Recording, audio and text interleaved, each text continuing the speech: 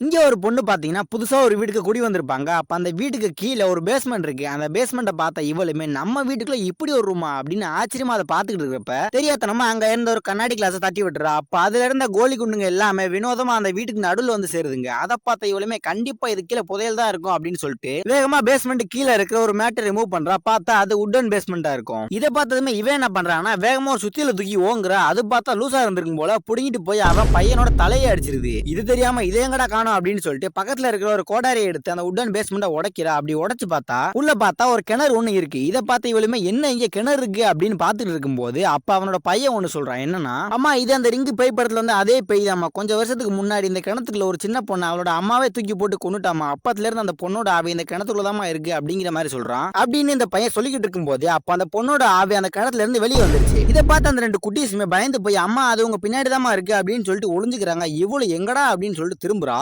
So friends, இது மாதிரியான நிறைய மூவி இன்ட்ரெஸ்டான வீடியோஸ்களை மிஸ் பண்ணாம பாக்குறதுக்கு மறக்காம நம்ம சேனலை சப்ஸ்கிரைப் பண்ணிருங்க.